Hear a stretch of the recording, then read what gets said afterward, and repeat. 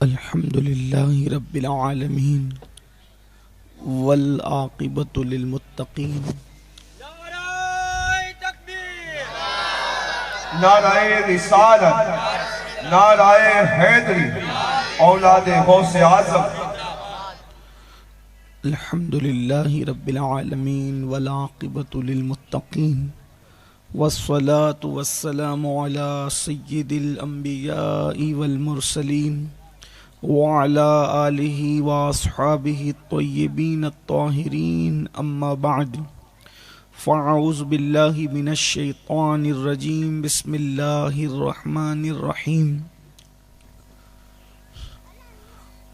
ولا تقولوا لمن يقتل في سبيل الله أموات بل أحياء ولكن لا تشعرون صدق الله العظيم غوث اعظم بمنی بے سرو ساما مددے قبلِ دین مددے کعبہ ایمان مددے انتظار کرم تست من عینی را اے خدا جو و خدا بین و خدا دا مددے بگردہ بے بلا افتادہ کشتی ضعیفان و شکستہ رات و پشتی بحق کے خواجہ عثمان ہارون مدد کن یا معین الدین چشتی مدد کن یا معین الدین چشتی مدد کن یا معین الدین چشتی۔ منبر پر جلوگر برادر ذی قدر سید عرفان باپو مدظ اللہ العالی، بزرگ عالم دین حضرت علامہ درانی صاحب وہ جمیع عرش مقام سادات کرام علماء ذوی الاحترام، حاضرین محفل، پردہ نشین ماؤں اور بہنوں، السلام علیکم ورحمۃ اللہ وبرکاتہ۔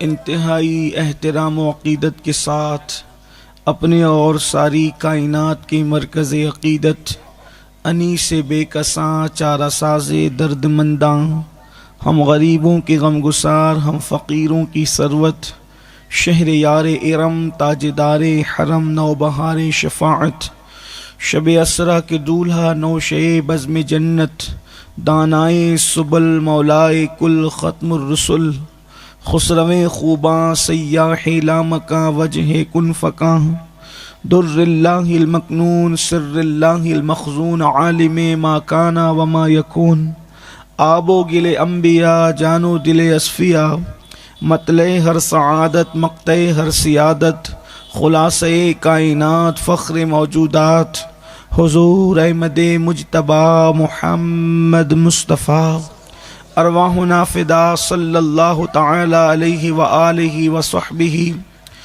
وبارک وسلم کی بارگاہ بے کس پناہ میں جس طریقے سے پڑھاؤں بلند آواز سے میرے ساتھ مل کر پڑھیں۔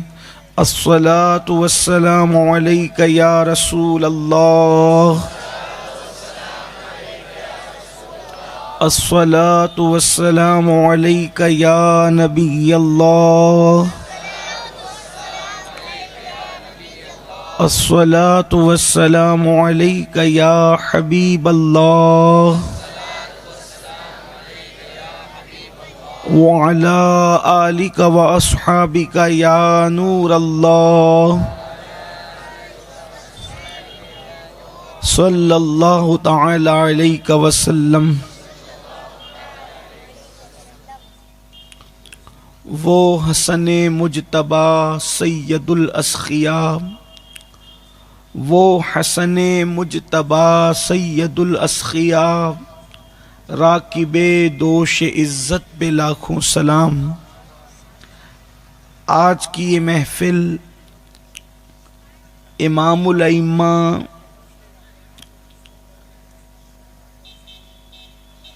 مرشد امام حسین کے بھی امام حضرت سیدنا امام حسن مجتبی علی جدہ وعلیہ السلام کی بارگاہ میں خراج عقیدت پیش کرنے کے لیے انعقاد پذیر ہے اور نقیب محفل حضرت علامہ اویس صاحب نے یہ اعلان فرمایا کہ آج امام حسن پاک کی شہادت مجھے پڑھنا ہے، تو اسی مناسبت سے میں نے اس آیہ کریمہ کی تلاوت کی ہے جس میں اللہ تبارک و تعالی نے شہیدوں کا مرتبہ اور ان کا مقام بیان فرمایا ہے۔ موت سب سے اچھی وہ ہے جو شہادت کی ہے۔ جنت کی نعمتوں میں جو مزہ ہے اس سے زیادہ مزہ اگر آتا ہے تو شہید ہونے میں آتا ہے۔ لوگ لذت شہادت سے نابلد ہے، اس لیے لوگ شہادت سے ڈرتے ہیں۔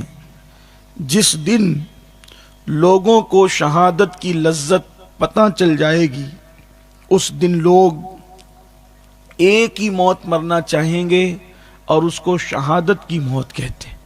یہ لذت اللہ نے رسول اللہ کے خاندان کو عطا فرمائی ہے، اس لیے رسول اللہ کے گھرانے کے اکثر افراد آپ کو شہادت کے مرتبے پر فائز نظر آئیں گے۔ میرے پیارے آقا صلی اللہ علیہ وآلہ وسلم کے پیارے دیوانوں، پتہ نہیں کیوں کافی طویل عرصے سے صدیاں بیت چکی ہے، امام حسن مجتبیٰ کا ذکر پردہ خفا میں ہے۔ اکثر لوگ امام حسن کو اس شان سے نہیں جانتے جو واقعتاً ان کی شان ہے، جو واقعتاً ان کا مقام ہے۔ آپ کو حیرت ہوگی کہ امام حسن رضی اللہ تبارک و تعالی عنہ امام حسین کے بڑے بھائی ہیں۔ سنیوں کا بچہ امام حسین پہ قربان۔ پورا مہینہ گزرا محرم شریف کا، افق پر جب ماہ محرم کا چاند نظر آیا تب سے لے کر 10 یا 20 سفر المظفر تک ذکر امام حسین ہوتا رہا اور ہمارے دل ٹھنڈے ہوتے رہے۔ سنیوں کے بچے کو فضائل اہل بیت کے نام پر امام حسین کی زندگی، امام حسین کا بچپن، امام حسین کی جوانی، امام حسین کی شادی بیاہ، امام حسین کی قربانیاں، امام حسین کا کردار، ان کا انداز زندگی، ان کا انداز بندگی، ان کا کیریکٹر، ساری چیزیں الحمدللہ ہم سارے سنیوں کے بچے کو یاد ہے۔ لیکن امام حسن رضی اللہ تعالی عنہ کی شان اگر میں کچھ بھی بیان نہ کروں، اگر کچھ بھی نہ پڑھوں تو آپ کو معلوم ہونا چاہیے کہ جب امام حسین جیسا، امام حسین کون؟ ہم کہتے ہیں حسین وہ ہے جس جیسا ان کے بعد کوئی نہ ہوا۔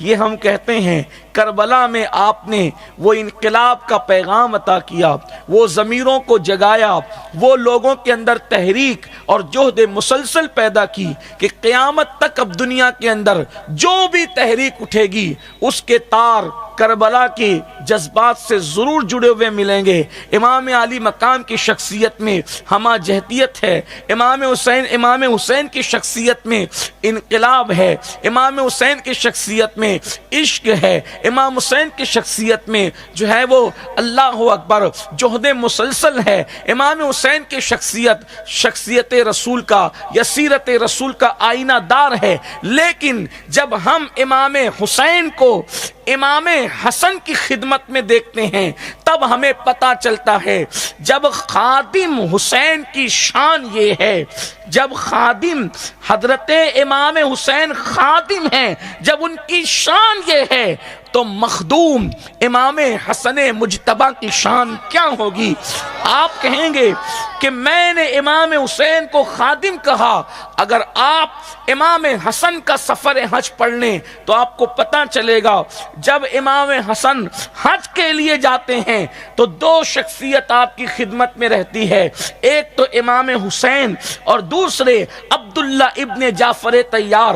اور امام حسن پیدل حج کیا کرتے تھے اور یہ یہ دونوں آپ کی خدمت میں رہا کرتے تھے۔ آپ اندازہ فرمائیں یہ عبداللہ ابن جعفر طیار کون ہیں؟ یہ عبداللہ ابن جعفر طیار وہ ہیں جو حضرت سیدہ زینب کے شوہر ہیں اور مدینہ منورہ کے بہت مالدار لوگوں میں ان کا شمار ہوتا ہے۔ امام حسین امام حسن کا اتنا احترام کرتے تھے کہ جب حسن آگے چلتے تھے تو نہ امام حسین ان کے برابر چلتے تھے نہ ان کے ساتھ چلتے تھے، بلکہ پیچھے پیچھے چل کے بتاتے تھے کہ شان حسن کیا ہے۔ اور حسن کو اللہ اکبر جب پکارتے تھے تو امامی، میرا امام کہہ کے پکارتے تھے۔ اب میں لوگوں سے پوچھتا ہوں جس کو حسین اپنا امام کہے اس حسن مجتبی کی شان کا عالم کیا ہوگا؟ نعرہ تکبیر، نعرہ رسالت، نعرہ حیدری، خاندان اہل بیت۔ ہمارے لیے تو رسول اللہ کے گھر کا بچہ بچہ ہی لائق احترام ہے، ہمارے لیے تو نبی کے گھر کا بچہ بچہ ہی لائق تعظیم ہے، لیکن امام حسین رضی اللہ تعالیٰ عنہ جو جان امامت ہے، شان امامت ہے، جان ولایت ہے، اے دل بگیر دامن سلطان اولیاء، اے دل بگیر دامن سلطان اولیاء، یعنی حسین ابن علی جان اولیاء حضرت سیدنا ابو ہریرہ رضی اللہ تبارک و تعالیٰ عنہ ارشاد فرماتے ہیں کہ میں نے پوری زندگی جب بھی حسن سے ملاقات کی، امام حسن سے میری آنکھیں رو پڑتی تھی، میں ان کو دیکھتا تھا اور رونے لگتا تھا۔ یہ حضرت ابو ہریرہ کا بیان ہے، فرماتے ہیں میں نے جب بھی امام حسن سے ملاقات کی میں ان کو دیکھتا تھا اور رو پڑتا تھا۔ اللہ اکبر۔ لوگوں نے پوچھا رونے کی وجہ کیا تھی؟ تو کہتے ہیں ایک تو یہ کہ رسول اللہ کے گھرانے میں حضور سے سب سے زیادہ مشابہ شکل و شباہت میں اگر میں نے کسی کو دیکھا ہے تو وہ حسن ابن علی کو دیکھا ہے۔ وہ رسول اللہ سے سب سے زیادہ مشابہ تھے امام حسن پاک، اور میں نے اپنی آنکھوں سے دیکھا جب رسول اللہ سفر سے آتے تو ایک آواز لگاتے، بچہ کہاں ہے؟ حضور کیا کہتے ہیں؟ بچہ کہاں ہے؟ نام نہیں لیتے بلکہ آقا کہتے ہیں بچہ کہاں ہے؟ تو امام حسن کو لا کر کے گود میں دے دیا جاتا۔ حضرت ابو ہریرہ رضی اللہ تبارک و تعالیٰ عنہ فرماتے ہیں ایک مرتبہ بنو قینقاع کی طرف سے جب اللہ کے رسول علیہ السلام مسجد نبوی میں تشریف لائے اور آنے کے بعد حضور نے اپنے معمول کے مطابق فرمایا بچہ کہاں ہے؟ تو تب امام حسن مجتبی کو جو ننھے سے بچے تھے لا کر کے رسول اللہ کی گود میں دے دیا گیا۔ آپ اندازہ فرمائیں کیا ان کے نصیبے تھے، کیا ان کے مرتبے تھے، کیا ان کی شانیں تھیں جو رسول اللہ کی گود میں کھیلا کرتے تھے، حضور انہیں اپنی گود میں بٹھایا کرتے تھے۔ آپ غور تو کریں کائنات کے بڑے بڑے اولیاء قطب ابدال غوث کلندر رسول اللہ کی نالین کے متلاشی ہے، قدم ناز کے متلاشی ہے۔ اللہ اکبر۔ لیکن یہ کون لوگ تھے؟ یہ کن کا ذکر ہم کرتے ہیں؟ بات تو یہی ہے ہم نے جب بھی سنا کہانیوں کے حوالے سے، قصوں کے حوالے سے، رسم کے حوالے سے، ریت کے حوالے سے، کبھی رک کر کے ہم نے غور کیا کہ لوگ بڑے بڑے غوث ابدال اور اغواث و قلندر جس کے نقش پا کو ڈھونڈتے ڈھونڈتے دنیا سے رخصت ہو گئے، اگر کوئی ان کی گود میں بیٹھ کر ان کی داڑھی سے کھیلتا ہوگا تو آخر ان کے مرتبے کیا ہوں گے، ان کے مقام کیا ہوں گے، ان کی عظمتیں کیا ہوگی۔ حضرت ابو ہریرہ کہتے ہیں کہ جب رسول اللہ نے عادت کے مطابق فرمایا بچہ کہاں ہے تو تب اللہ اکبر۔ اچھا یہ بات بھی آپ سے کہوں کہ مدینہ منورہ میں بچوں کی کوئی کمی تو تھی نہیں نا، اس لیے کہ اگر یہ بات ہو گئی کہ بچہ کہاں ہے کوئی بھی بچہ لا کر پیش کر دیا جاتا، لیکن آخر بچہ سے مراد رسول اللہ کو حضور حسن مجتبی کیوں پیش کیے جاتے ہیں؟ اس لیے کہ حضور محبت سے جب بھی پکار رہے ہیں کہ بچہ کہاں ہے تو وہ اپنے گھر ہی کا بچہ طلب فرما رہے ہیں۔ اور پھر حضرت ابو ہریرہ کہتے ہیں حسن مجتبی کی عمر کم تھی، دودھ پیتے بچے تھے وہ، اللہ اکبر، جب گود میں آئے تو میں نے دیکھا کہ حضور کی گود میں وہ حضور کی داڑھی سے کھیلنے لگے، اپنی انگلیاں وہ رسول اللہ کی داڑھی میں داخل کرنے لگے، اور جب حسن نے اپنی انگلیوں کو نبی کی داڑھی میں داخل کیا، کھیلنے لگے، تو حضور نے اپنا منہ ان کے منہ پہ رکھ دیا، اللہ اکبر۔ ابو ہریرہ کہتے ہیں یہ منظر میں نے دیکھا، رسول اللہ نے اپنا منہ ان کے منہ پہ رکھ دیا اور اس کے بعد ان کو چومنے لگے، ان کے ہونٹوں کو چوسنے لگے، پھر اس کے بعد حسن کو کھلاتے کھلاتے اپنی زبان ان کے منہ میں ڈال دی اور حسن اس کو چوستے رہے۔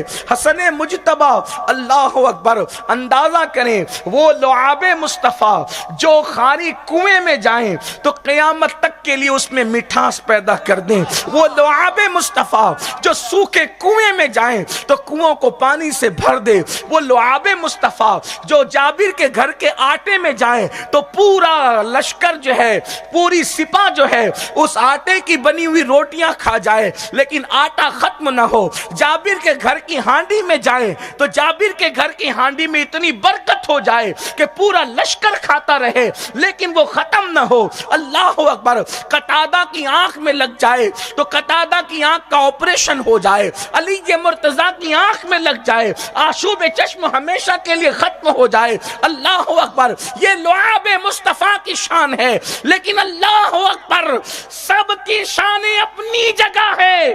کسی کو اتنا ملا، کسی کو اتنا ملا، کسی کو اتنا ملا، جس کو جتنا چاہا عطا کیا، لیکن جب حسن و حسین کی باری آئی تو پھر حضور نے لعاب نہیں دیا بلکہ لعاب والی پوری زبان شہزادوں کے منہ میں داخل فرما، پوری زبان شہزادوں کے منہ میں داخل فرما دی۔ حسن مجتبی اس کو چوستے رہے، پھر میرے آقا نے ان کے دونوں گالوں کو پکڑ کر نگاہیں آسمان کی طرف اٹھائی، اس کی مولا میں اس سے محبت کرتا ہوں۔ مولا، آگے روایت پڑھنے سے پہلے مجھے استاد زمن مولانا حسن بریلوی کا شعر یاد آ گیا۔ کیا کہا؟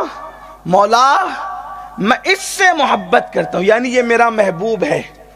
اب مولانا حسن بریلوی کو سن لو اور ایمان تازہ کرو۔ کہتے ہیں اللہ کا محبوب بنے جو تمہیں چاہے، اللہ کا محبوب بنے جو تمہیں چاہے، اس کا تو بیان ہی نہیں ہے تم جسے چاہو۔ عبد القادر جیلانی مصطفیٰ جان رحمت کو چاہتے ہیں اس لیے غوث اعظم ہے، معین الدین حسن رسول اللہ کو چاہتے ہیں اس لیے غریب نواز ہے، شاہ برکت اللہ نبی سے پیار کرتے ہیں اس لیے اپنے وقت کے ولیوں کے تاجدار ہے، وارث دیوا حضور سے محبت کرتے ہیں اس لیے اپنے زمانے کے مومنوں کے سردار ہیں، مختوم اشرف جہانگیر سمنانی رسول کو چاہتے ہیں اس لیے اللہ اکبر اپنے زمانے میں غوث العالم کہلائے، صابر کلیر نبی کو چاہتے ہیں اس لیے اپنا جنازہ خود پڑھاتے ہیں۔ کس کس کا نام لوں؟ یہ سب نبی کو چاہنے والے ہیں۔ جب چاہنے والوں کا یہ مقام ہے تو جس کو خود رسول اللہ چاہتے ہوں ان کی شان کا عالم کیا ہوگا۔ اللہ کا محبوب بنے جو تمہیں چاہے، اللہ کا محبوب بنے جو تمہیں چاہے، اس کا تو بیان ہی نہیں، اس کو لوگ کیا بیان کریں گے، ان کی شان لوگ کیا بیان کریں گے۔ لوگ کہتے ہیں اہل بیت کو اتنا چڑھا بڑھا رہے ہو، اہل بیت کو اتنا چڑھا بڑھا رہے ہو جو ہے نہیں۔ میں نے کہا کم از کم حسن بریلوی سے پوچھ لیتے کہ جس کو حضور چاہے اس کا تو کوئی بیان ہی نہیں ہے، اس کو بیان کیا کرے، اور ان کی محبوبیت میں کوئی شک ہے۔ حضور کہتے ہیں اللہ میں اس سے محبت کرتا، ساری دنیا کا محبوب، صرف دنیا کا نہیں، خالق کا بھی محبوب، جس کو اپنا محبوب کہے، محبوب کا محبوب، اللہ میں اس سے محبت کرتا ہوں، اور پھر اس کی تو بھی اس سے محبت فرما۔ یہ روایت امام حسین کے شان میں بھی ہے، لیکن چونکہ آج ذکر حسن ہے، آج یاد حسن ہے، اسی لیے محفل حسن ہے، اور آپ لوگوں کو بھی خدا حسن کر دے، اور اللہ مجھے بھی حسن کر دے، اور ہمارا خاتمہ بھی حسن کر دے، ہمارا حشر و نشر بھی حسن کر دے۔ نام ہی ایسا ہے حسن۔ کیا ہے؟ حسن مطلب اچھا، نام ہے حسن، اچھا۔ اس نام سے پہلے اس نام کا کوئی نہ ہوا، اس نام سے پہلے اس نام کا کوئی نہ ہوا۔ کیوں؟ اس لیے کہ کوئی ویسا ہو تو نام بھی ایسا رکھا جائے نا۔ مجھ کو اچھا نہیں لگتا کوئی ہم نام تیرا، مجھ کو اچھا نہیں لگتا کوئی ہم نام تیرا، کوئی تجھ سا بھی ہو تو نام سا تجھ سا رکھے، کوئی تجھ سا ہو تو نام بھی تجھ سا رکھے۔ اللہ نے ان ناموں کو چھپا دیا اور چھپا کر بتایا کہ حسن سے پہلے ہم نے حسن جیسا کوئی پیدا ہی نہیں کیا، اور حسین سے پہلے حسین جیسا کوئی پیدا ہی نہیں۔ جب نام والے پیدا نہ ہوئے تو کردار والے کیسے پیدا ہو سکتے؟ اور پھر یہ بات سمجھ میں آتی ہے، جب نواسو جیسا کوئی نہیں ہو سکا تو نانا جیسا کوئی کیسے ہو سکتا؟ وہ تو پاگل ہے جو نبی کی برابری کا دعویٰ کرتے کہ ہم نبی کی طرح، نبی ہماری طرح۔ ارے حسن جیسا کوئی نہیں، ان سے پہلے حسن نام کا کوئی نہیں۔ اللہ اکبر۔ تو عرض یہ کر رہا تھا کہ عرض کی مولا میں اس سے محبت کرتا ہوں، تو بھی اس سے محبت فرما، اور جو اس سے محبت کرے تو اس کو بھی اپنا محبوب بنا لے۔ امام حسن مجتبی جب پیدا ہوئے تو اللہ کے رسول علیہ السلام تشریف لائے۔ بالکل سملر روایتیں دونوں شہزادوں کے متعلق ملتی ہے، لیکن امام حسین کے لیے کچھ روایتیں اور زائد ہیں۔ لیکن آج پھر کہتا ہوں، امام حسین کے مرشد امام حسین آج ذکر حسن ہے۔ حالانکہ میرا دل کھنچتا ہے کہ میں وہ روایتیں بھی ولادت کی پڑھوں، لیکن پھر وقت ختم ہوگا، مجھے وقت پہ احمد آباد ایئرپورٹ پہنچنا ہوگا۔ تو جب فلائٹ پکڑنی ہوتی ہے تو پھر جلسے والے جلدی کرے نہ کرے، ہمیں ہی جلدی کرنی پڑتی ہے، کیونکہ ورنہ پھر معاملہ دوسرا ہوتا ہے۔ تو وقت میں آج گنجائش کم ہے، تو میں ذکر حسن کر رہا ہوں، اور روح حسین خوش ہو رہی ہوگی، اس لیے کہ امام حسین کے امام کا ذکر ہو رہا ہے تو وہ کیوں نہ خوش ہوں۔ اللہ اکبر۔ سیدہ کائنات خوش ہو رہی ہوگی۔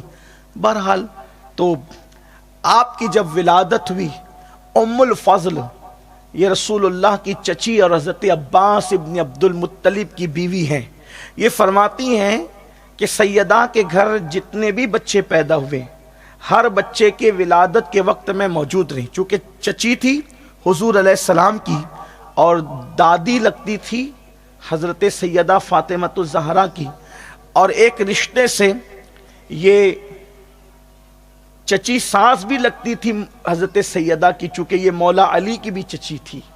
تو گھر میں یہ خاتون سیدہ ام الفضل رضی اللہ تبارک و تعالی عنہا یہ کہتی ہیں کہ سیدہ کے گھر جتنے بچوں کی ولادت ہوئی میں گھر رہی ان کے۔ تو فرماتی ہیں کہ جب حضور تشریف لائے، رمضان المبارک کی 15 تاریخ تھی، 15 رمضان شریف کو امام حسن کی ولادت ہوئی۔ رمضان المبارک کی 15 تاریخ کو امام حسن پاک کی ولادت ہوئی، حضور تشریف لائے۔ جب حضور علیہ السلام کی آمد ہوئی تو ایک زرد کلر کے کپڑے میں نے جب آقا نے کہا بچے کو لاؤ، تو میں نے زرد کلر کے کپڑے میں، زرد کلر سمجھتے ہیں نا، پیلا کلر، میں نے زرد کلر کے کپڑے میں لپیٹ کر حسن کو دیا۔ حضور نے لیا اور لینے کے بعد فرمایا، میں نے کہا نا کہ بچوں کو زرد کلر کے کپڑے میں نہ لپٹا کرو۔ حدیث پاک ہے، آقا علیہ السلام نے حضرت ام الفضل سے کہا کہ میں نے کہا تھا نا کہ بچوں کو زرد کلر کے کپڑوں میں نہ لپٹا کرو۔ تو ام الفضل کہتی ہے میں نے جلدی سے لیا اور زرد کلر کا کپڑا ہٹا کر میں نے سفید کپڑے میں حسن کو لپیٹ دیا اور حضور کو دیا۔ حضور نے جیسی گود میں لیا، حضور نے لے کر مسکرایا، میں آگے بڑھنے سے پہلے یہاں ایک بات عرض کروں گا. ایک دن کا بچہ ہے, چند گھنٹے بھی ولادت کو نہیں ہوئے ہیں, لیکن رسول اللہ قانون دے رہے ہیں کہ بچے کے بدن پر کون سے کلر کا کپڑا ہونا چاہیے اور کون سے کلر کا کپڑا نہیں ہونا چاہیے. بھئی بچے ہیں, بچوں کو تو کچھ بھی چل سکتا ہے, لیکن حضور علیہ السلام قانون دے رہے ہیں بچوں کو بھی کچھ نہیں چل سکتا. ذمہ دار ماں باپ ہیں, ماں باپ جیسے عادی بنائیں گے بچے ویسے عادی بنیں گے. پہلے دن کے حسن مشتبہ سے زرد رنگ کا کپڑا ہٹایا گیا. کیوں ہٹایا گیا اس کی ایک تفصیل ہے, میں اس کی طرف ابھی پھر نہیں جاتا, لیکن زرد رنگ کا کپڑا ہٹایا گیا اور سفید کپڑے میں لپٹا گیا, اور ہمیں قانون دیا گیا کہ لباس کے معاملے میں چاہے ایک دن کا بچہ ہو, چاہے ایک گھنٹے کا بچہ ہو, چاہے 60 سال کا بڈھا ہو, اس کو رسول اللہ کے قانون کا پابند رہنا ہوگا. ہمیں افسوس ہوتا ہے جب ہم اپنے نوجوانوں کو پھٹی ہوئی پینٹ پر دیکھتے ہیں, ان کے گھٹنے نظر آ رہے ہوتے ہیں, ان کی مانڈیاں نظر آ رہی ہوتی ہے, ان کے اوپر کا حصہ نظر آ رہا ہوتا ہے, اور جب علماء سے مشائخ سے ملنے آئیں گے تو ہاتھ رکھ کر کے چھپا کر کے آئیں گے. آپ سے پوچھتا ہوں 4 منٹ عالم کے سامنے یہ چھپا کر کے آپ کس سے چھپا سکتے ہیں؟ آپ اپنی مانڈیوں کے پھٹے ہوئے کپڑے مولوی سے چھپا سکتے ہیں, مولا سے نہیں چھپا سکتے. اور آپ کیا سمجھتے ہو قیمت پوری ادا کرتے ہو, پیسے پورے دیتے ہو, پھٹے ہوئی جینس خریدتے ہو. کہاں گیا شعور, کہاں گئی فکر؟ پہلے لوگ غربت کی وجہ سے پھٹے ہوئے کپڑے پہنتے تھے, تو وہ کپڑے مسلمان اس وقت بھی پھٹا نہیں پہنتے تھے, غربت کی وجہ سے اس پہ پیون لگا لیتے تھے. پیون اس لیے لگاتے تھے تاکہ جسم کا کوئی حصہ نظر نہ آئے. لیکن آج کیا دن دکھا رہے ہیں مسلمان, کلمہ پڑھنے والوں کی فکر کہاں چلی گئی؟ اللہ اکبر, کس قدر اندھی تقلید, اندھ بھکت ہو گئے مغربی تہذیب کے. ہیرو کے کس قدر دل ڈالے اور ان کے متبع ہو گئے کہ وہ ظالم اگر پھٹے کپڑے پہن رہے ہیں تو پھٹا کپڑا پہننے کے لیے تیار ہے. رسول اللہ کی سنت کے مطابق اسلامی لباس نہیں پہنیں گے, رسول اللہ کی سنت کے مطابق سروں پر ٹوپیاں نہیں اوڑھیں گے, یہ سب کرنے میں شرم آتی ہے. حضور کی سنت کے مطابق چہروں پہ داڑیاں نہیں رکھیں گے. یعنی نبی کے طریقے پہ عمل کرنے میں جس قوم کو شرم آئے اور ہیروں کے طریقے پہ ننگے ہونے میں بھی جس قوم کو شرم نہ آئے, پھر اس قوم کو عاشق رسول کہلانے کا حق کیا ہے؟ وہ قوم کس منہ سے عاشق رسول کہلاتی ہے؟ افسوس کی بات ہے آج ہر جوان جو ہے بطور فیشن پھٹے ہوئے کپڑے پہن کر کے ننگا ہو رہا ہے. ہم حنفی ہے, حنفی المسلک ہونے کی وجہ سے ناف سے لے کر گھٹنے تک کا حصہ چھپانا ہمارے یہاں فرائض میں سے ہے, ستر پوشی کے فرائض میں سے ہے. اور اگر اتنا حصہ کوئی دکھاتا ہے تو اللہ کے رسول علیہ السلام کی حدیث بیان کی گئی ہے کہ جو کسی کا ستر دیکھے اس پر بھی اللہ کی لعنت ہے, اور جو کسی کو ستر دکھائے اس پر بھی اللہ کی لعنت ہے. مسلمانوں تم لعنت کو سمجھتے کیا ہو؟ جنہوں نے نبی کے دندان شہید کیے حضور نے ان پہ بھی لعنت نہیں فرمائی, جنہوں نے نبی پہ پتھر برسائے آقا کریم نے ان پہ بھی لعنت نہیں فرمائی. اللہ اکبر, نبی پہ پتھر برسانے والوں پہ حضور لعنت نہیں کرتے, نبی کے جان کے دشمنوں پہ حضور لعنت نہیں کرتے, لیکن میرے آقا نے ستر دیکھنے دکھانے والوں پہ لعنت کی ہے. آپ مجھے بتاؤ جس پہ خدا و رسول کی لعنت ہوگی اس کی روزی میں برکت کیسے ہوگی, اس کے گھر میں برکت کیسے ہوگی؟ اللہ کے بندو تھوڑا سا خیال کرو, تھوڑا سا شعور کرو. تقریریں سننے آتے ہو, ہزاروں کی تعداد میں جمع ہوتے ہو, بیانات سنتے ہو, واعظ و نصیحت سنتے ہو, لیکن بدلو گے کب؟ تبدیلی کب لاؤ گے؟ انقلاب کب لاؤ گے؟ آپ کہتے ہیں ہمارے حالات کب بدلیں گے؟ بہت آسان ہے, ہم بدل جائیں ہمارے حالات بھی بدل جائیں گے. ہمارے اندر انقلاب آئے حالات میں بھی انقلاب آئے گا. تو عرض یہ کر رہا تھا امام حسن پاک کے لیے اللہ کے رسول نے فرمایا, میں نے کہا نا کہ بچوں کو زرد رنگ کے کپڑے نہیں لپیٹنا اور پھر سفید رنگ کے کپڑے. تو ام الفضل کہتی ہیں میں نے جب آمینہ کے لال کی گود میں فاطمہ کے لال کو دیکھا, کیا منظر رہا ہوگا؟ ایسا لگتا ہوگا جیسے ایک قرآن پر دوسرا قرآن رکھا گیا, ایسا لگتا ہوگا جیسے ایک چاند کی گود میں دوسرا چاند آ گیا ہو. اس اعتبار سے کہ حسن مشتبہ بہت خوبصورت تھے اور رسول اللہ کے ہم شکل تھے، ہم شبیہ تھے، بلکہ حضرت ابو ہریرہ کہتے ہیں کہ میں نے ایک دن اپنے مالک کو، امام حضرت ابو ہریرہ کہتے ہیں ایک دن اپنے مالک کو سرخ دھاری والے لباس میں اور جوتے پہنے ہوئے چلتے دیکھا تو میرا دل ان پہ قربان ہو گیا، کیونکہ سرخ دھاری والے لباس اور جوتوں میں جب حسن مدینے کی گلیوں میں چلتے تھے تو ایسا لگتا تھا جیسے آسمان سے چاند اتر آیا ہو، اتنے خوبصورت لگتے تھے، اتنے حسین و جمیل لگتے تھے امام حسن مجتبیٰ علی جد علیہ السلام۔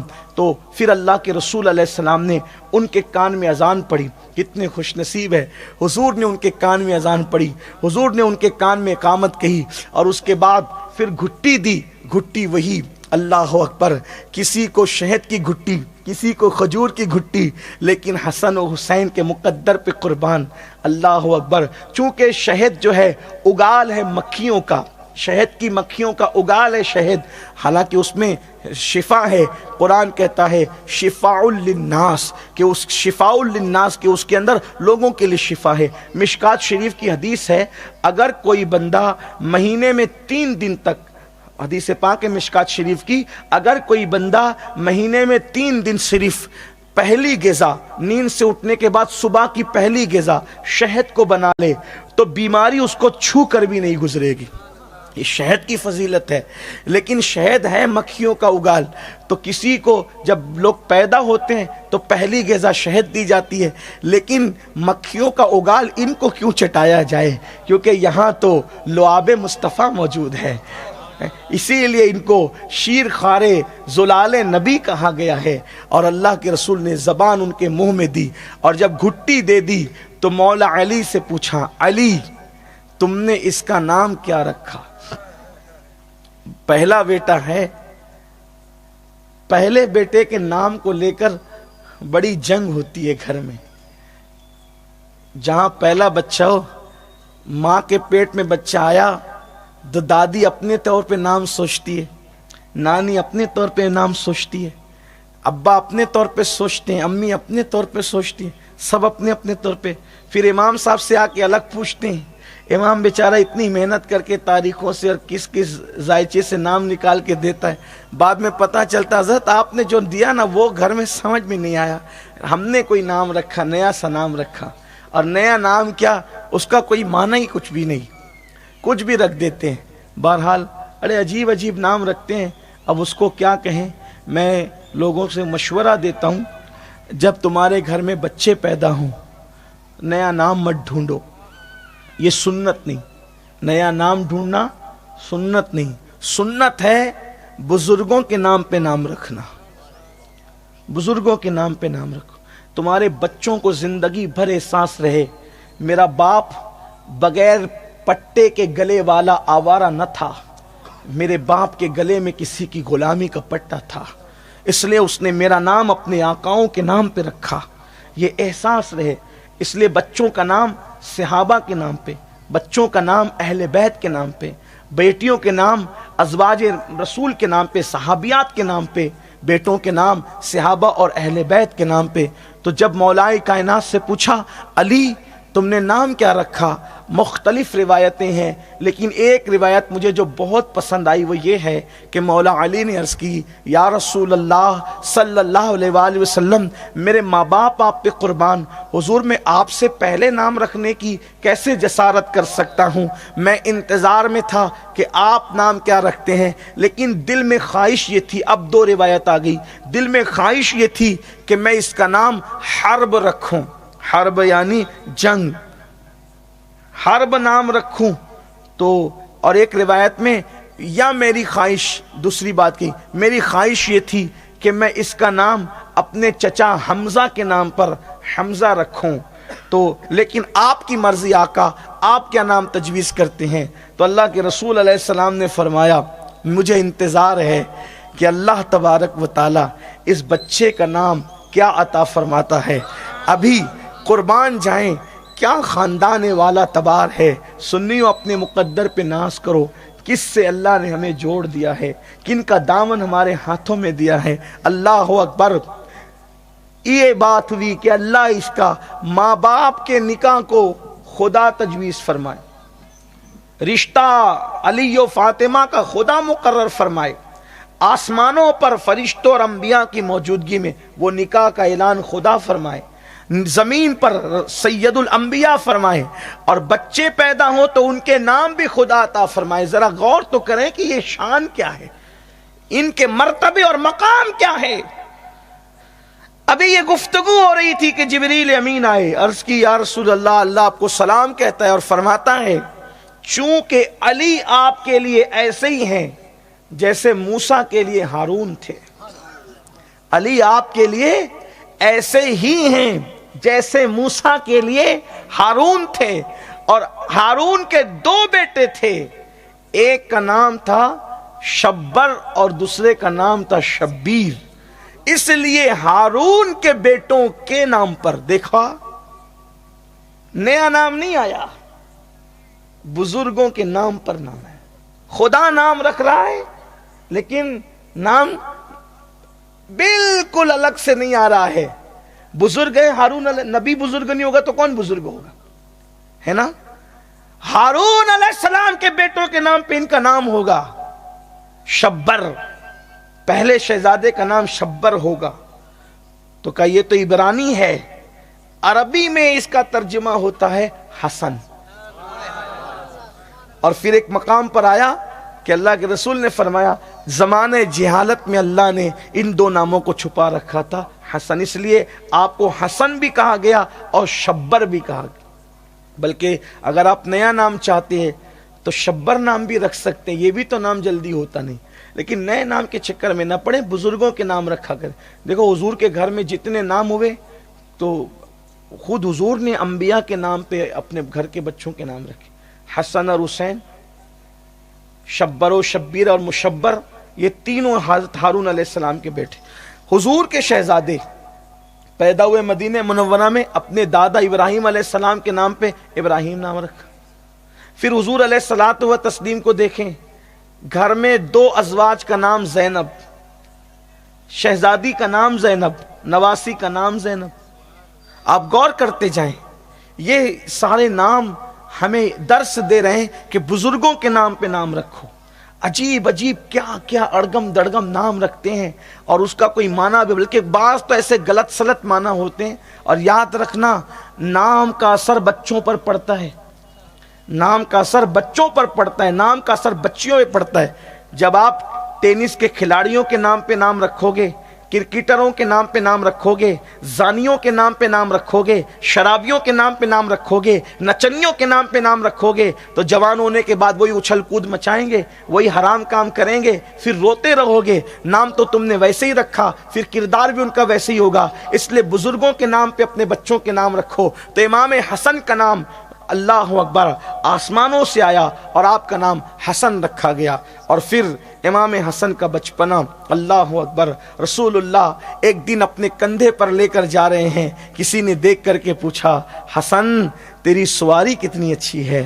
حسن، اللہ اکبر، جس کو رسول اللہ کے قدموں کے نیچے آنے کا شرف حاصل ہو جائے، جس کو رسول اللہ کے قدموں کے نیچے آنے کا شرف حاصل ہو جائے، وہ نالین بھی کتنی بلند ہوتی ہے، لیکن جس کو رسول اللہ کے کندھوں پہ بیٹھنے کا شرف ملے، کیا شان ان لوگوں کی ہے۔ اللہ اکبر، آج عرش بھی رشک کرتا ہوگا، آج عرش بھی رشک کرتا ہوگا، کیونکہ عرش کی معراج یہ ہے کہ وہ رسول اللہ کے قدموں کے نیچے آتا ہے۔ قربان جائیں، یہ معراج انسانیت ہے کہ حسن مجتبی اپنے نبی کے کندھوں پر ہے، اپنے نانا کے کندھوں پر ہے۔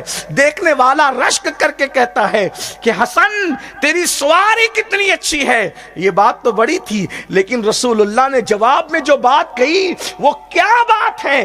جب رشک کرنے والا رشک کر کے کہتا ہے حسن تیری سواری کتنی اچھی ہے، تو امام الانبیاء نے گویا کہ غلط فہمی دور کر دی اور بتا دیا کہ یوں ہی نہیں اٹھا رکھا ہے، بلکہ جواب میں کہتے تو سواری دیکھتا ہے، یہ نہیں دیکھتا کہ سوار بھی کتنا اچھا ہے۔ سوار کتنا اچھا تھا وہ سوار۔ گفتگو، اصل گفتگو کی طرف آتے ہوئے جو عنوان آپ نے دیا ہے، کتنا اچھا تھا وہ سوار۔ جس نے رسول اللہ کے کندھوں پہ سواری کرنے کا حق ادا کیا۔ اللہ کے رسول نے کئی مقام پر ان کی شان بیان فرمائی، ان کی فضیلت بیان فرمائی، ان کا مقام بیان فرمایا، لیکن ان کی ایک خاص شان جو ہے وہ یہ کہ منبر پر لے کر اللہ کے رسول علیہ السلام ان کو بیٹھے ہوئے تھے، اور ان کو دیکھ کر میرے آقا نے فرمایا میرا یہ بیٹا سید ہے، سید۔ اللہ کے رسول نے ان کو سید فرمایا میرا یہ بیٹا حسن۔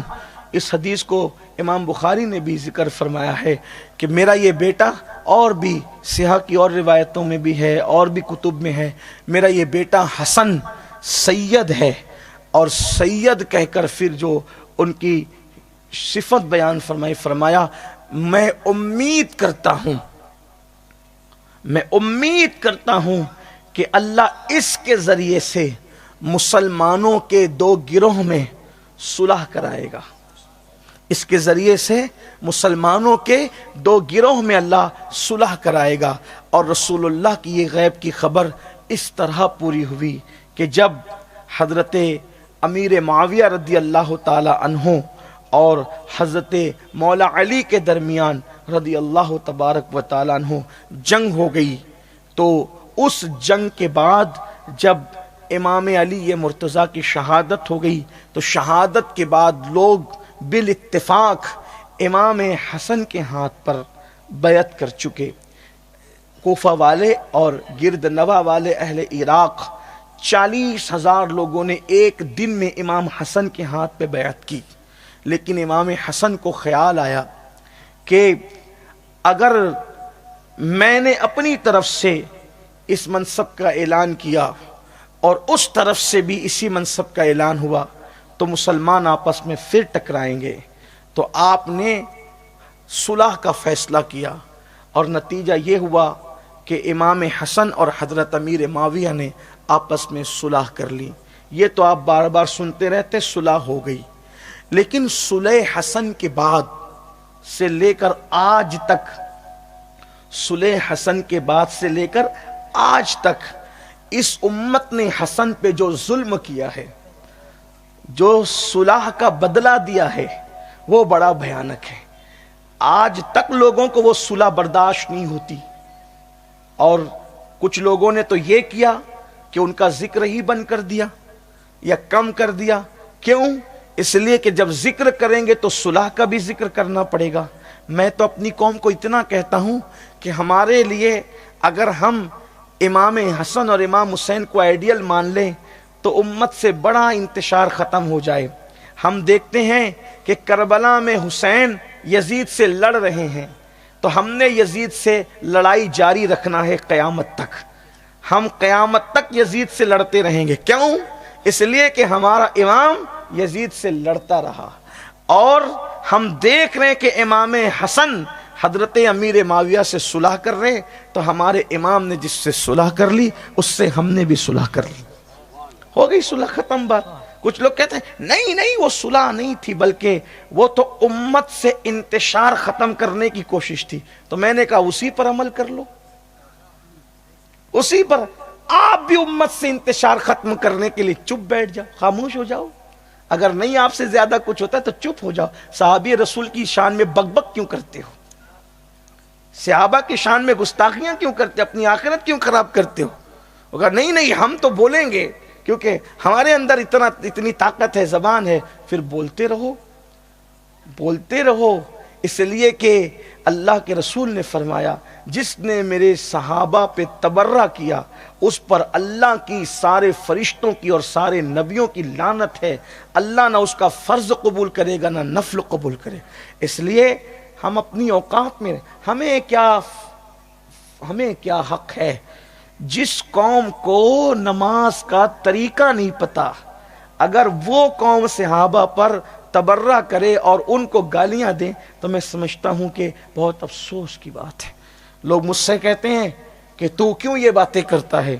میں نے کہا کہ میں تو وہ آدمی ہوں کہ مجھے آپ کو دیکھ کر یا آپ کا چہرہ دیکھ کر کوئی بات نہیں کرنا، گاہک دیکھ کر پڑی باندھنا میری عادت نہیں۔ میں رسول اللہ کا غلام، اولیاء کا غلام، اور میں اپنے بزرگوں کا پابند ہوں. میں تمہارے خوف سے، نہ رافضیوں کے خوف سے ذکر صحابہ چھوڑ سکتا ہوں، اور نہ ناسبی اور خارجیوں کے خوف سے ذکر اہل بیت چھوڑ سکتا ہوں.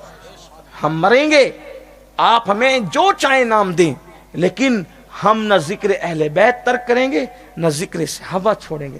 جس کا جو مقام، لیکن بات اتنی ہے، جس کا جو مقام ہے بس وہی مقام بیان کریں گے. ہم خامخواہ کی چمچہ گیری کے قائل نہیں ہے کہ جس کا جو مقام نہیں زبردستی اٹھا کر کے پھر اس کو اس مقام پر کھڑا کر دے. ہماری کیا اوقات کسی کو گھٹائیں کسی کو بڑھائیں. رسول اللہ سے بڑھ کر کرم والا فضل والا کون ہو سکتا ہے؟ حضور نے جس کو جس مقام پر کھڑا کر دیا ہم اس کو اسی مقام پر مانتے ہیں، نہ اس سے نیچے مانتے ہیں نہ اس سے اوپر مانتے ہیں. میرے امام کہتے ہیں جس مسلمان نے دیکھا انہیں ایک نظر، جس مسلمان نے دیکھا انہیں ایک نظر، اس نظر کی بصارت پہ لاکھوں سلام. ہمارا مسلک یہی ہے. تیرے غلاموں کا نقش قدم ہے راہ خدا، وہ کیا بہک سکے جو یہ سراغ لے کے چلے. لیکن اب سن لیں کہ کتنی مظلوم شخصیت ہے امام حسن کی. آپ نے صلح کر لی مسلمانوں کو نقصان سے بچانے کے لیے، صلح کر لی مسلمانوں کی جانیں بچانے کے لیے، صلح کر لی مسلمانوں کو اختلاف اور انتشار سے بچانے کے لیے. لیکن اب سنیے، جس دن صلح کی ہے اس دن شہزادہ رسول کو کس مقام اور کس منزل سے گزرنا پڑا ہے. لوگ یہ سوچتے ہیں کہ وہ لوگ بڑے لوگ تھے، بزرگ لوگ تھے، سب ان کی جوتیاں اٹھاتے تھے، سب ان کے ہاتھ چومتے تھے. میرے بھائی، ایسا کسی بزرگ کے ساتھ نہیں ہوا کہ سب نے جوتیاں اٹھائی ہو، سب نے ہاتھ پیر چومے ہو، سب نے نظر پیش کی ہو. نہیں، اس لیے کہ جوہر کی گت جوہری جانے، جو کوئی جوہری ہوئے. یہ جوہر کی گت تو جوہری لوگ جانتے ہیں، لوہاروں کو کیا پتا، چماروں کو کیا پتا جوہر کی گت. تو ہمیشہ ایسی ہوا ہے، جو شان والے لوگ ہیں وہی شان والے لوگوں کی قدر کرتے رہے، اور جو نیچ قسم کے نکمے لوگ تھے وہ ہمیشہ اللہ والوں کو ستاتے رہے. امام حسن نے صلح کی. صلح کرنے کے بعد جس دن صلح کی اس دن امام حسن کے ساتھ کوفہ والوں نے کیا کیا؟ کوفہ والوں نے امام حسن کو مارا. اس صلح کے بدلے میں امام حسن کو مارا. آپ سنتے جائیں کتنی مظلوم ترین شخصیت ہے امام حسن کی. اور جب یہی لوگوں کی زندگیاں ہمیں یاد آتی ہے تو ہمیں بھی صبر ہوتا ہے کہ جب ہمارے بڑوں کے ساتھ یہ کیا گیا ہماری کیا اوقات ہے، ہماری کیا حیثیت ہے. انہی لوگوں کی زندگی ہمیں حوصلہ دیتی ہے، ہمیں ہمت دیتی ہے. میرے جو جوان امام حسن کی شہادت نہیں جانتے، آج میں شہادت امام حسن پڑھنا چاہتا ہوں حصول برکت کے لیے. آپ سب کی توجہ، اور پھر سوچنا خاندان نبوت نے کتنی بڑی قربانی دی ہے. ان کی قربانیاں کیا ہے؟ اور دوسری بات، جو یزید ہے، یزید وہ صرف قاتل حسین نہیں ہے بلکہ یزید نے امام حسن کو بھی شہید کیا ہے. امام حسن کی شہادت میں یزید کا مکمل ہاتھ ہے. ابھی آپ تاریخی حقائق سے انشاءاللہ سنیں گے تو آپ کو پتہ چلے گا. امام حسن نے جب صلح کی ہے اسی دن لوگوں نے امام حسن کے منہ پہ تماچے مارے. جو چادر آپ نے اوڑھ رکھی تھی وہ چادر بھی آپ سے چھین لی. اور جب آپ نماز پڑھانے کے لیے مصلی پہ کھڑے ہوئے تو امام حسن کے پیروں سے مصلی بھی چھین لیا اور کہا تجھے امامت کرنے کا حق کیا ہے. امام حسن کو نماز تک نہ پڑھانے دی. مغرب کی نماز کے لیے مصلی پہ کھڑے ہوئے تھے تو مصلی بھی چھین لیا. صرف کیا قصور بتا رہے ہیں، کیا قصور بتا رہے ہیں کہ حسن نے صلح کر لی. یہ کوئی قصور تو نہ تھا نا، یہ تو امت کی فلاح کے لیے تھا، یہ امت کی بھلائی کے لیے تھا. امام حسن پاک کو یہ کیا. امام حسن رو پڑے اور رونے کے بعد امام حسن نے فرمایا اب میں نے کوفہ میں نہیں رہنا، میں کوفہ نہیں رہوں گا، اب میں مدینہ منورہ چلا جاؤں گا. موصل ایک علاقہ ہے، موصل. تو امام کی کو موصل بہت پسند تھا.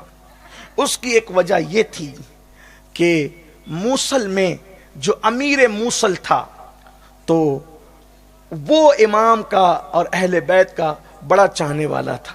وہ بڑے ناز اٹھاتا تھا اور بہت محفوظ اور بہت زیادہ عزت اور احترام کے ساتھ وہ رکھتا تھا، اور موصل کے اندر بڑے محبان اہل بیت بھی تھے۔ تو امام کو خیال آیا اب میں نے جانا ہے اور مدینہ منورہ ہی مقیم ہو جانا ہے، پھر میں مدینے سے باہر نہیں نکلوں گا۔ تو آپ نے موصل کی طرف سفر شروع کیا۔ یہاں سے سازشوں کے تانے بانے بنے گئے، جال بنے گئے، چونکہ صلح حسن میں جو شرائط پر صلح ہوئی تھی اس میں ایک شک یہ بھی تھی کہ جب حضرت امیر معاویہ دنیا سے کوچ کر جائیں گے تو واپس یہ خلافت بلکہ واپس حکومت لوٹ جائے گی امام حسن کے پاس۔ بس یہی شرط کی شک یزید کو کھٹکتی تھی کہ اگر حسن رہے تو شرط کے مطابق پھر ابا کے بعد حکومت کہاں واپس جائے گی؟ واپس جائے گی یزید کے والد کے متعلق۔ یزید سوچ رہا تھا کہ واپس جانی حسن کے پاس تو رہے بانس نہ بجے بانسری، تو اس نے پہلے ہی دن سے امام حسن کے خاتمے کا سوچا۔ اس نے سوچا کہ امام جا رہے موصل، اور امام کے چاہنے والوں نے یہ دن دکھایا، جو اپنے آپ کو اللہ اکبر شیعان حسن کہتے تھے، شیعان علی کہتے تھے، ان میں سے کچھ لوگوں نے تماچے مارے، مسلح کھینچ لیا اور چادر چھین لی، اور آپ کو آر المومنین کہا، مذل المومنین کہا، گالیاں دی آپ کو، امام حسن پاک کو۔ لیکن بہت صابر تھے امام حسن، بڑا حلم تھا، بہت حلم تھا۔ مروان گالی سامنے دیتا تھا، چپ رہتے تھے، کوئی جواب نہیں دیتے تھے، گالی کا جواب کبھی نہیں دیا۔ یہ مروان اتنا نکما بدترین انسان، اگر آگے وقت رہا تو اس کا ذکر آپ سنیں گے کہ اس نے بھی کتنا بڑا جو ہے معاذ اللہ کارنامہ انجام دیا ہے، بدترین کارنامہ اہل بیت کے خلاف، کتنا بدترین کارنامہ، کتنا بڑا گندا تھا انسان یہ، اللہ اکبر۔ تو جب پتہ چلا امام موصل کی طرف روانہ ہو رہے ہیں تو موصل کے اندر یزید نے ایک بندے کو امام کے پہنچنے سے پہلے تیار کیا کہ وہ اپنے آپ کو محب اہل بیت ظاہر کرے اور اہل بیت کی محبت کا وہ ڈھونگ رچائے اور وہ شور کرے کہ آج قیام امام کا موصل میں امیر موصل کے گھر نہیں ہوگا بلکہ میرے گھر پہ ہوگا۔ اس نے اتنی بات کہی، آخرکار امام امیر موصل سعد کے گھر رکنے کی بجائے آپ نے اسی کے گھر اتارا کیا اور آپ وہاں تشریف لے گئے۔ اس کی تو مراد پوری ہو گئی۔ اس نے ہر دسترخوان پر جو کھانا سجایا اس نے زہر ملایا، لیکن امام وہ زہر کا کھانا کھاتے اور کھانے کے بعد کچھ تکلیف پیٹ میں محسوس کرتے، اللہ کی بارگاہ میں دعا کرتے۔ مستجاب الدعوات تھے امام حسن۔ امام حسن کی دعا کا اثر یہ ہوتا فوراً اچھے ہو جاتے، امام حسن کی دعا کا فوراً اثر ہوتا، بلکہ آپ کی دعائیں مستجاب کی اتنی شہرت ہے دنیا میں۔ ایک مرتبہ کا واقعہ، ایک سفر میں تھے، ایک کھجور کے سوکھے درخت کی ٹہنی کے پاس رکے، بستر لگایا اور کسی نے کہا امام دل چاہتا ہے تازہ کھجوریں کھانے کا، ہاتھ اٹھا کے دعا کی تو سوکھی ٹہنی کے اندر کھجور آ گئی۔ ایک اونٹ کا چرواہا کہنے لگا یہ تو جادو ہے۔ آپ نے فرمایا جادو نہیں، نبی کے بیٹے کی دعا کا اثر ہے۔ ہماری دعائیں قبول نہ ہوگی تو کس کی قبول ہوگی؟ اللہ اکبر۔ یہ اتنی زور اثر دعائیں تھی امام حسن پاک کی، تو امام پاک پیٹ میں تکلیف ہوتی، دعا کرتے، اچھے ہو جاتے۔ اس طریقے سے مسلسل کئی دن تک امام حسن کو موصل میں زہر دیا جاتا رہا، لیکن وہ زہر نے جب اثر نہیں کیا تو اس نے مزید روکا، ڈھونگ رچا کر محبت اہل بیت کا، اور پھر ایک خط لکھا ملک شام، کیونکہ موصل خود بھی شامی میں ہے، شام کا ایک شہر ہے، یعنی اس نے دمشق خط لکھا کہ میں نے بہت زہر دیا لیکن حسن پر زہر اثر نہیں کرتا، اب کوئی ایسا زہر بھیجو جس کی بنیاد پر حسن فوراً ختم ہو جائے، مدینے جانے سے پہلے حسن موصل میں ختم ہو جائے۔ تو ادھر وہ قاصد پہنچا اور پھر وہاں سے ایک ایسا زہر حلاحل بھیجا گیا اور ساتھ میں خط تھا کہ اگر یہ کسی دریا میں قطرہ ڈال دیا جائے تو دریا کے سارے جانور مر جائیں، اتنا خطرناک یہ زہر ہے۔ تو زہر وہ لے کر آنے والا قاصد آ رہا تھا، ایک درخت کے نیچے تھکن کو اس نے ختم کرنے کے لیے تھوڑا سا لیٹا، اسی درمیان میں ایک بھورے رنگ کا بھیڑیا آیا اور اس کو اس نے پھاڑ ڈالا۔ اب جو وہ خط تھا اور جو زہر تھا وہیں پڑا رہ گیا، اور اس کا جو اونٹ تھا اس کی رسی درخت سے الجھ گئی، قدرت کی شان، اس کی رسی درخت سے الجھ گئی اور وہ اونٹ وہیں پر کھڑا رہ گیا۔ ایک محب اہل بیت آ رہا تھا، رستے میں ایک مسلمان کو، نام نہاد مسلمان کو مرا پڑا دیکھا، ہمدردی سے رکا، دیکھا کہ بھیڑیا اس کو پھاڑ چکا ہے اور درخت سے اونٹ الجھا ہوا ہے، تو وہاں پر ایک بوتل دیکھی زہر کی، ساتھ میں خط دیکھا، خط پڑھا تو حیرت ہوئی اور پھر خوشی بھی ہوئی۔ اس کی لاش کو اس نے اٹھایا نہیں کہ یہ تو حسن کا جو ہے وہ قاتل ہے اور یہ تو کسی کا مخبر ہے، یہ تو کسی کا قاصد ہے۔ فوری طور پر آیا اور آنے کے بعد اس نے چپکے سے وہ خط امام حسن کو دیا۔ امام حسن نے وہ خط لیا اور پڑھنے کے بعد چہرہ غصے سے سرخ ہو گیا، لال ہو گیا۔ جس کے گھر میں مقیم تھے غصے میں چہرہ سرخ ہوا، لیکن لوگ کہتے تھے امام کیا تھا خط میں؟ آپ نے خط پڑھا تو آپ کا چہرہ، آپ چہرے کا غصہ چھپا نہ سکے۔ اتنا حلیم الطبع انسان، اتنا حلم اور بردباری والا انسان آخر اپنا غصہ چھپا نہ سکا۔ کیا لکھا تھا اس میں؟ امام حسن نے سوچا کہ اگر میں بیان کروں گا تو جس کے گھر میرا قیام تھا وہ شخص بدنام ہو جائے گا۔ تو امام نے کیا کیا، مصلی پہ بیٹھے تھے، وہ خط مصلی کے نیچے رکھ دیا اور فرمایا آج میرا دل چاہتا ہے کہ میرے نانا جان کی حدیث تم مجھ سے کچھ سن لو۔ کیوں؟ تاکہ لوگ خط کو بھول جائیں، خط کا میٹر بھول جائیں۔ آپ نے حدیث بیان کرنا شروع کی، اور ایک بات بتاؤں، امام حسن کی آواز بھی رسول اللہ کی آواز کے مشابہ تھی۔ بلکہ آپ کو یہاں تک بتاؤں، امام حضرت مولا علی کہتے تھے حسن تم خطبہ دیا کرو، جب تم خطبہ دیتے ہو تو مجھے رسول اللہ کے خطبے کی یاد آتی ہے۔ تو مولا حسن کہتے تھے بابا آپ کے احترام میں میں خطبہ نہیں دیتا، جہاں آپ موجود ہو، باب مدینۃ العلم موجود ہو، میں وہاں خطبہ کیسے دوں؟ تو بعض مرتبہ مولا علی نے یہ بھی کیا کہ آپ غیر موجود رہے، لوگوں سے کہا کہ کہہ دو علی موجود نہیں ہے تو آپ خطبہ دے دیں، اور پھر آپ جیسے ہی حسن پاک نے خطبہ شروع کیا تو دھیرے سے خاموشی سے آ کر کے بیٹھ جاتے تھے اور امام حسن کا خطبہ سنا کرتے تھے۔ امام حسن کی آواز رسول اللہ کی آواز کے مشابہ بھی تھی۔ اللہ اکبر۔ تو آپ نے جب حدیث بیان کرنا شروع کی، محفل اسی حدیث کو سننے میں لگ گئی، خط کا میٹر جو ہے وہ بالکل ختم ہو گیا۔ لوگ اٹھ کر کے پھر محفل ختم ہوئی تو جانے لگے۔ امیر موصل سعد نے پوچھا حضرت خط میں کیا لکھا تھا؟ آپ نے فرمایا امیر موصل میں کسی کے پردے کو پھاڑنا نہیں چاہتا، پردہ دری نہیں کرنا چاہتا۔ میرے نانا نے مجھے پردہ کرنا سکھایا، پردے کو پھاڑنا نہیں سکھایا۔ یہ باتیں ہو رہی تھی کہ امیر موصل سعد نے جیسے ہی خط مصلی کے نیچے سے نکالا اور پڑھا تو اس کے چہرے پہ بھی غصہ تھا، کیونکہ وہ دمشق سے جو خط آیا تھا جس کے نام، وہ گھر کا مالک تھا۔ وہ اٹھ کے کھڑا ہوا امیر موصل اور اس نے اس کو پکڑ کے کہا سچ بتا یہ خط کہاں سے آیا، کس کا آیا؟ اور اس نے باتیں بتانے سے انکار کیا۔ کہا تو مارنا چاہتا تھا رسول اللہ کے بیٹے کو؟ بدبخت، حسن کا قاتل بننا چاہتا ہے دولت کی خاطر؟ پھر اس کے بعد اس کو اٹھا کر لے گئے اور اس کو قتل کر دیا گیا، اس کے ٹکڑے کر دیے گئے۔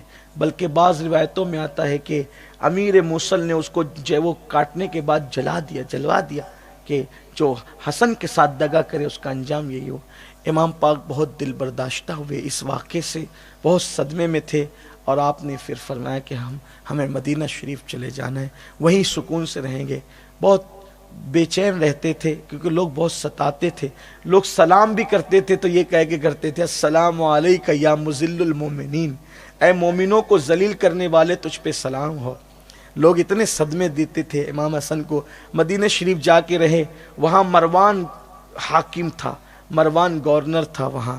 تو مروان نے ایک عورت کو ورغلایا اور اس عورت کو ورغلا کر کے اس نے کہا کہ کسی طرح حسن کے کھانے میں زہر ملا کر حسن کا قصہ تمام کر دو. اس پر بڑی بھاری قیمت انعام کے طور پہ دینے کا اعلان کیا گیا. اس عورت کا نام کیا تھا؟ اس میں ہماری علماء مختلف الآراء ہو گئے، اس لیے میں اس پر کوئی بات نہیں کرتا، کیونکہ عورت کا نام بتانے والوں میں امام احمد رضا، حضور مفتی اعظم، حضرت استاذ زمن، اس طریقے سے اور مورخین نے اس عورت کا نام بتا دیا، اور اس عورت کا نام جعدہ ابن اشعث بتایا جاتا ہے. لیکن نام کا انکار کرنے والوں میں صد الافاضل، علامہ سید نعیم الدین مراد آبادی اور ان جیسے بڑے بڑے لوگ ہیں. نام کا انکار کرنے والوں میں بڑے لوگ ہیں، نام بتانے والوں میں بھی بڑے لوگ ہیں. دونوں بڑے ہیں. میری اوقات طالب علم کی تو نہ میں ان کا نام نہ ان کا نام، تو میں صرف اتنا عرض کروں کہ بہرحال زہر دینے کے لیے کسی عورت کو مقرر کیا. وہ عورت کون تھی میں اس کے بارے میں کوئی تذکرہ نہیں کرتا، نہ آپ کو کسی آزمائش میں ڈالتا ہوں.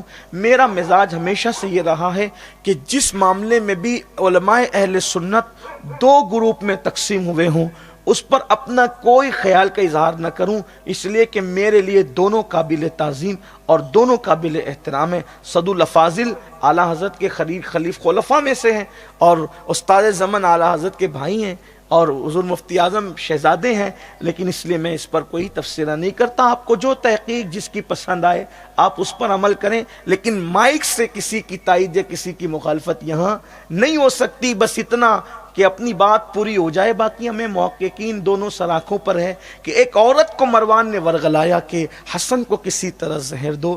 ایک روایت کے مطابق 3 مرتبہ زہر دیا، ایک روایت کے مطابق 6 مرتبہ زہر دیا.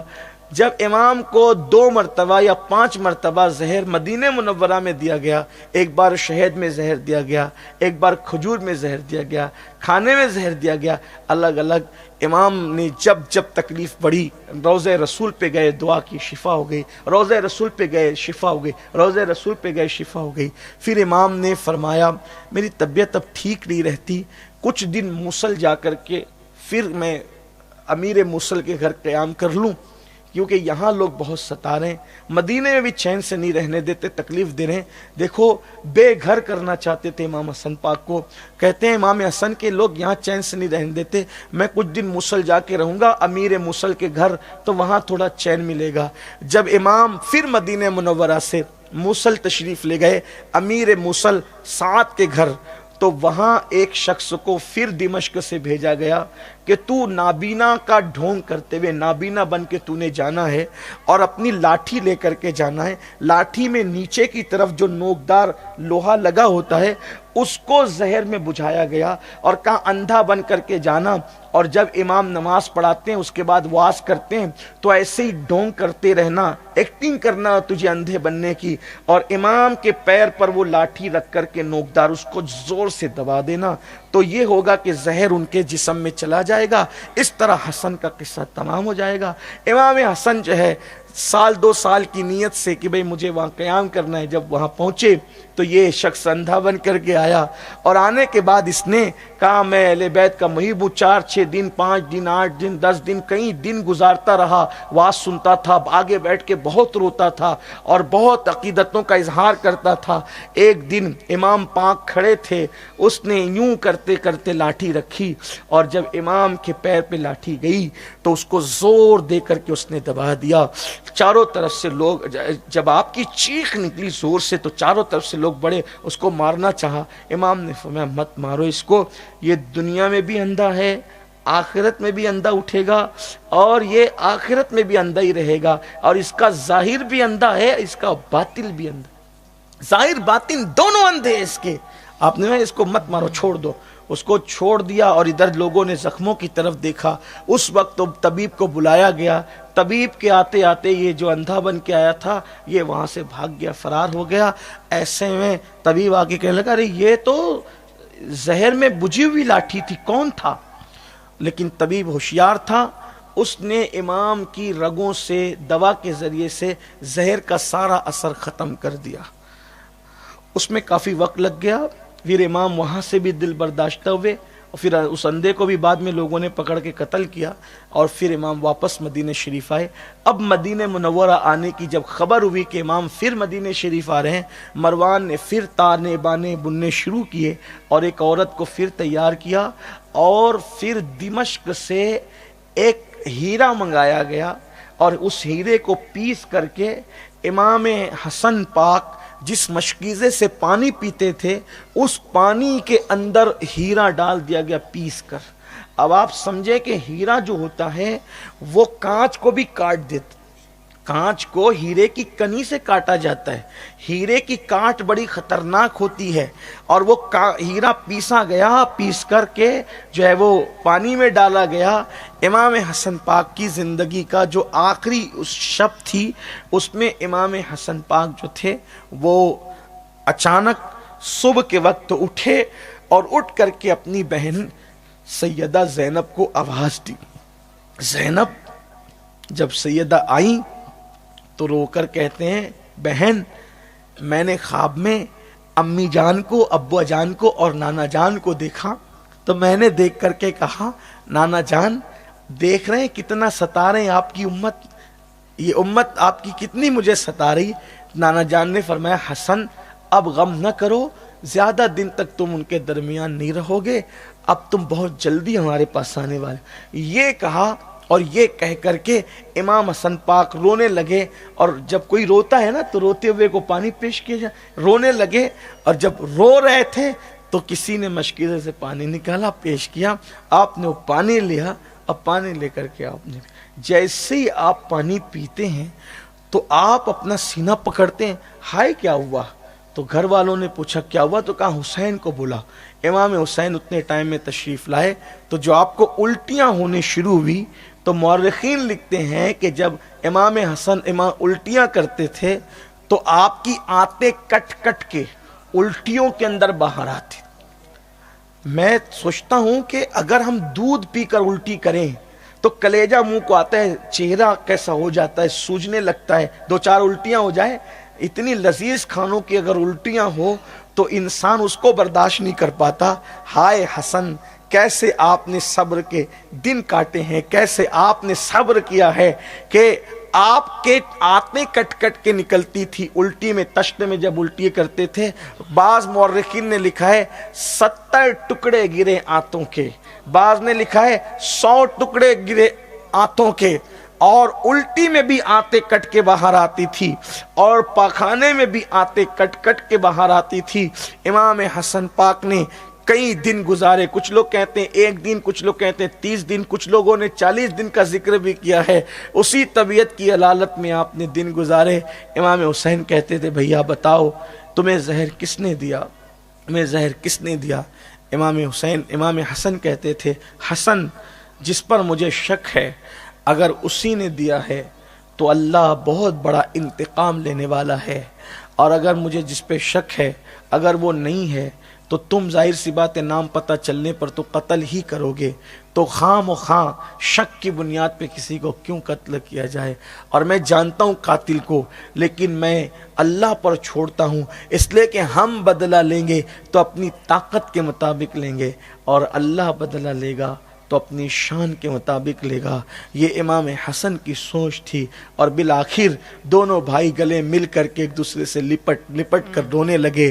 جب رو رہے تھے تو اچانک روتے روتے امام حسن نے کہا حسین میرے بھیا دیکھ میرا چہرہ کیسے نظر آ رہا ہے. تو تب الٹی کر کر کے اور آنتیں جو کٹ کے باہر نکلتی تھی امام حسن کا چہرہ ہرا ہو گیا تھا. تو امام حسین نے کہا بھائی جان آپ کا چہرہ تو ہرا ہو گیا ہے، ہرا نظر آ رہا ہے. کہا حسین حدیث معراج یاد کرو، رسول اللہ نے فرمایا تھا کہ میں نے جنت میں 2 محل دیکھے، ایک ہرا اور ایک سرخ. تو پوچھا گیا تھا ہرا اور سرخ کا کیا مطلب؟ کہا ہرا حسن کے لیے تھا، سرخ حسین کے لیے تھا. اس لیے کہ جب حسن دنیا سے جائے گا تو اس کا چہرہ زہر کی وجہ سے ہرا ہو جائے گا، اور جب حسین دنیا سے جائے گا تو اس کا چہرہ خون کی وجہ سے سرخ ہو جائے گا. حدیث معراج کی صداقت دیکھ لو اپنی آنکھوں سے. اللہ اکبر. اور اس کے بعد امام حسن نے بہت سی وصیتیں فرمائی، اور پھر ایک وصیت یہ تھی، میری تمنا ہے کہ نانا جان کے قدموں میں بعد وصال مجھے دفن کر دیا جائے تاکہ اپنے نانا کے قدموں میں قیامت تک سوتا رہوں۔ لیکن بھائی حسین، مجھے ایسا لگتا ہے کہ تم مجھے نانا کے قدموں میں لے جاؤ گے، لیکن مروان مجھے وہاں دفن ہونے نہیں دے گا۔ اگر دفن نہ ہونے دیں تو پھر مجھے تم جھگڑا مت کرنا، لڑائی مت کرنا، جنگ مت کرنا، بلکہ مجھے جو ہے وہ جنت البقیع میں امی کے قدموں میں دفن کر دینا، لیکن لڑائی سے گریز کرنا۔ اللہ اکبر۔